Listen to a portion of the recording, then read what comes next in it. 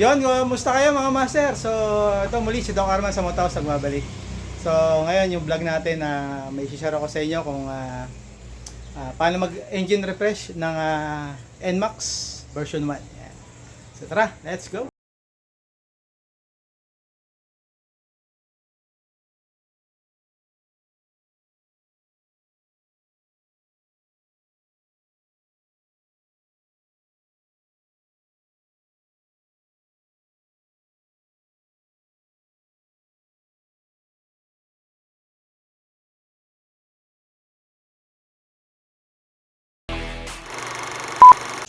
So ito mga master, so ang gagawin natin naman ngayon is NMAX version 1. So malayong malayo to sa mga previous vlog natin ng mga kalansing serye ng mga NMAX version 2, Aerox yan. So ito naman PMS, Preventive Maintenance. So ang gagawin natin dito is engine refresh, CVT cleaning, coolant flushing, radiator flushing, and marami pa. So valve adjustment. So marami pong salamat dito sa may-ari ng NMAX B1 na to na iniwan po dito sa atin sa Moto House. So kagabi iniwan na to dito para ipagawa.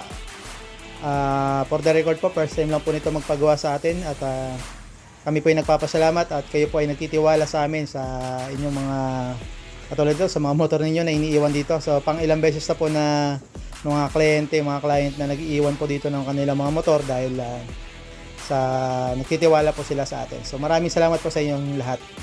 So let's go mga paps, mga master, simulan na natin to at i-engine refresh natin na tong NMAX version 1. Let's go!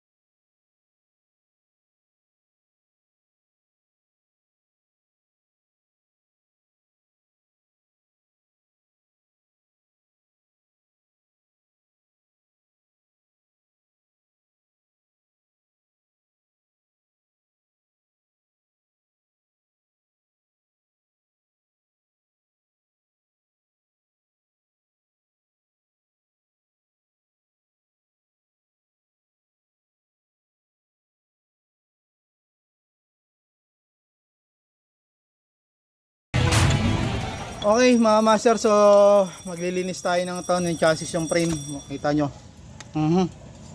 Ganun kadumi, kakapal na yung dumi nito.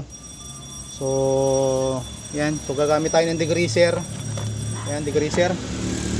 So ito, lilinisin natin yung mga alikabok nito, yung mga putik-putik. So again, ito pong mga ganito yung paglilinis na to, separate po do sa pag-engine na press. Pag nag-engine na press tayo, hindi po kasama ito. So additional po to sa gagawin natin dito sa maintenance na to. So simulan na natin to at medyo mahaba-habang linisan to.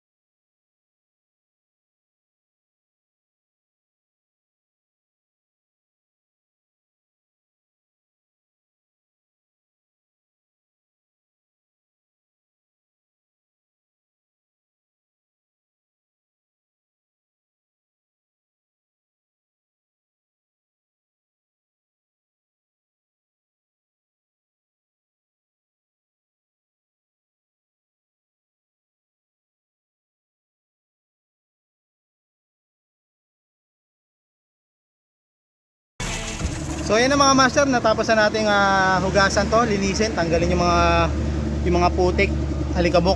Yan, so makita ko lang sa inyo nung mabilisan to. So malisan na rin yung dito sa may CVT side nya. So ito na yung frame. So ayan, tanggalin mga putik-putik nya, yung mga makakapal na alikabok. So makita nyo yung tangke. So parang bago na naman yung tangke nya. So ayan, so next na natin dito, unahin ko lang muna yung CVT, yung panggilid. Linisin natin yun, then saka tayo dito sa makina. Yan. So ayan na mga master, so yun na, baklas na natin yung makina. So hindi ko na napakita sa inyo paano natin binaklas, pasensya na kasi nalobat yung cellphone natin kanina. So yung mga napakita ko lang kanina, yung pagbabaklas ng kaha, paglilinis ng chassis, yung frame, tapos yung panggilid. So ngayon di ko na napakita kung paano natin binaklas yung engine dahil nalobat ako bigla. So pakita ko lang yung loob ng ano niya. Ito yung cylinder niya, ito yung cylinder head. So makita nyo, makarbon na rin. So hindi naman siya malangis, makarbon lang. So katulad pati rin yung kanyang piston, makita nyo yung piston niya. Ayan. So makapal na rin yung carbon nito. Ayan. So ito yung mga lilinisin natin mga boss, mga master. So linisin natin yung head, yung block, siyempre linisin din yan. So papalitan natin ng bagong valve seal, iga-grinding valve, at yung pati yung ano, ito, check ko pa tong hindi stack up. Sana hindi stack up yung ring, kasi kung stack up yung ring nito, mapipilitan tong isa lang sa cleaner. So check ko, pane-check to eh. So ito yung mga parts naman natin, to yung mga camshaft, rocker arm, all goods naman. So wala naman tama yung mga bearing niya, walang gaspang. So for cleaning lang to, lilinisin lang to. So walang kailangan palitan. Yan. So ayan mga master, so linisin ko lang to, then assemble tayo mamaya. So pakita ko lang ng konting mga video. So iano ko na lang, pass forward ko lang yung video ng paglilinis kasi medyo matagal pa lilinisin talaga to, medyo mahaba yung oras na uubusin. So yan, mamaya update ko kayo pag after natin o pagkatapos natin itong malinis at mahugasan. Alright.